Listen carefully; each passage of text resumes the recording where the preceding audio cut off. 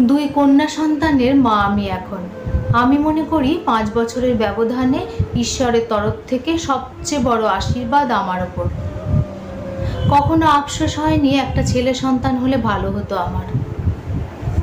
আমি চাই আমার জীবনের প্রত্যেকটা দিনের প্রত্যেকটা সময় যেন ওদের সাথে কাটানো মুহূর্ত হোক।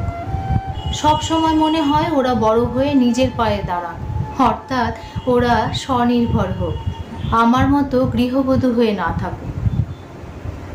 আমি যেমন নিজেকে পড়াশোনা চালিয়ে যাওয়ার মতো সময় দিইনি, ওরা যেন সেই ভুলটা না করুক। প্রেমের আবেগে পড়ে বাবা মাকে বাধ্য করেছিলাম আমাদের বিয়েতে সম্মতি দিতে।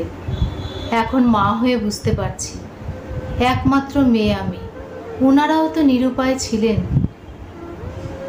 বিয়ের আগের প্রতিশ্রুতি মতো আমার স্বামী চেয়েছিলেন আমার পড়াশোনাটা এগিয়ে নিয়ে যেতে, কিন্তু এই বাড়িতে ওনার অভিভাবকের কথাই শেষ কথা। সংসার করতে এসেছে, সংসার করুক। বাড়ির বউ কেন সকাল সকাল স্নান খাওয়া সেরে কলেজে বেরোবে? এত কষ্ট করে ছেলেকে বড় করলাম, মানুষ করলাম, বিয়ে দিলাম, সারা জীবন কড়াইয়ে খুন্তি নাড়ব বলে? ব্যাস, কর্তামশাই আর কি করবেন? সেই থেকে সকাল হলে শ্বশুর শাশুড়িকে গরম চায়ের কাপটি হাতে দিয়ে সংসারের দায়িত্ব শুরু।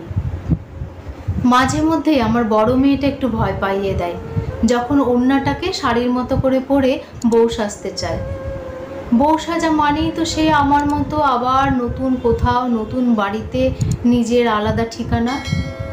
আমার মেয়েটাও তো তাহলে চিরকালীন নিয়ম মতো শ্বশুরবাড়ির অধিকার হয়ে যাবে। বাবা মায়ের শরীর খারাপের কথা ফোনে শুনলে মন খারাপ করে বসে থাকা ছাড়া তার উপায় থাকবে না। অসময়ে বাবা মাকে দেখার কথা ভাবলে এতটা দূরের পথ, সংসারের দায়িত্ব, স্বামীর অফিস, ছেলে মেয়ের স্কুলে ছুটি নেই, শ্বশুর শাশুড়ির দায়িত্ব, এতগুলো কারণ সামনে এসে বাধা হয়ে দাঁড়াবে। আমার মায়ের মতো প্রায় প্রত্যেকটা মেয়ের মাই বোধহয় চান না মেয়ের বিয়ে দিয়ে দেওয়ার পরে মেয়ের শ্বশুরবাড়িতে ওনারা এসে থাকবেন। এমনকি তাদের শরীর খারাপ হলে ওনারা কটা দিন মেয়ের কাছে সেবা নিতে আসবেন। নইলে কি একমাত্র মেয়ে হওয়ার সুবাদে তাদের সমস্ত সম্পত্তির অধিকার আমার হওয়া সত্ত্বেও তাদের জীবনের শেষ কটা দিন আমি তাদের সাথে কাটাতে পারিনি। আমিও মা, আমি বুঝি ওনাদেরও জীবনের শেষ ইচ্ছে ছিল শেষ মুহূর্তে আমি ওনাদের পাশে থাকি। আমার শাশুড়ি মার পড়ে গিয়ে তখন পায়ে সামান্য চিড় ধরেছিল।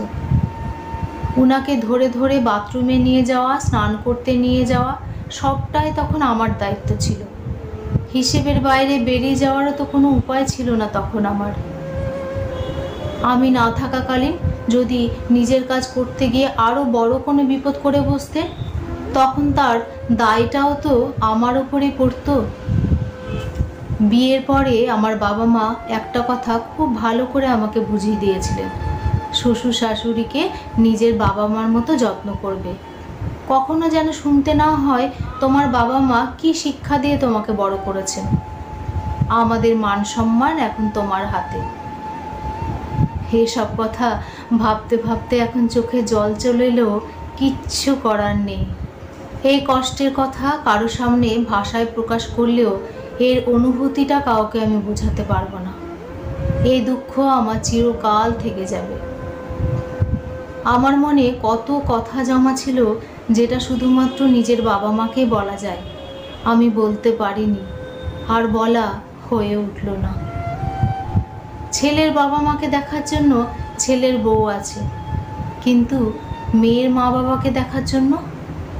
ভাগ্যের খেলায় আমরা মেয়েরা কেউ কেউ মেয়ে সন্তানের মা হই, আবার কেউ কেউ ছেলে সন্তানের মা হই। বাবা মা সন্তানকে পৃথিবীতে নিয়ে আসার পরে তাকে পরিচয় দেন এটা আমাদের সন্তান, অর্থাৎ এই সন্তানের ওপর শুধুমাত্র আমাদের অধিকার।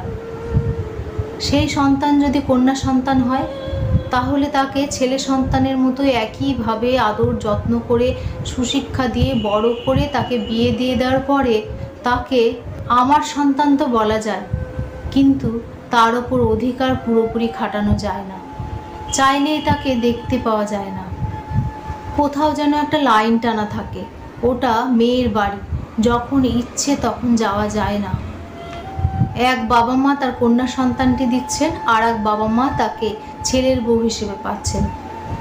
অথচ পরের বাড়ির মেয়েটি যখন তাদের বাবা মা বলে ডাকেন, অনেকের ক্ষেত্রে কিন্তু সেই বাবা মার অনুভূতিটা আসে না। কেন? ছেলের বউ শুধুমাত্র তার শ্বশুর শাশুড়িরই সেবা করবেন, সেই নিয়মটাও নিশ্চয়ই শ্বশুরবাড়ির লোকজনই বানিয়েছেন। আচ্ছা, ওনারা যদি ছেলের বাবা মা না হয়ে মেয়ের বাবা মা হতেন, তাহলে তাদেরও তো কন্যা সন্তানের বিয়ে দিয়ে দেওয়ার পরে নিজেদেরকে একা মনে হতো, বৃদ্ধ বয়সে অসহায় মনে হতো। এই ভাবনা যদি প্রত্যেকটা ছেলের বাবা মার মনের মধ্যে জাগ্রত হয়, তাহলেই হয়তো কন্যা সন্তানের বাবা মাদের বৃদ্ধ বয়সে নিজেদেরকে অসহায় বলে মনে করতে হয় না। অবশ্য সব বাড়িতে যে একই ঘটনা ঘটে সেটাও ঠিক না। অনেক বাড়িতে এমন আছে জামাইরাই ছেলের মতো হয়ে যায়, আবার কোনো কোনো বাড়িতে এমনও হয় ছেলের বউরা মেয়ে হতে পারে না, মেয়ের মতও হতে পারে না। তাই আমরা প্রত্যেকে ছেলের মা হই বা মেয়ের মা, নিজের নিজের বাচ্চাদের, নিজের নিজের সন্তানদের যদি আমরা শিক্ষা দিয়ে বড় করি, শ্বশুর শাশুড়ি মা বাবা সমান, তাদের প্রতি তোমাদের কর্তব্য করার দায়িত্বও কিন্তু সমান। তাহলে হয়তো ছেলে সন্তান হোক বা মেয়ে সন্তান, কোনো বাবা মাকে আর বৃদ্ধ বয়সে নিজেদেরকে অসহায় হওয়ার কথা ভাবার আর দরকার পড়বে না।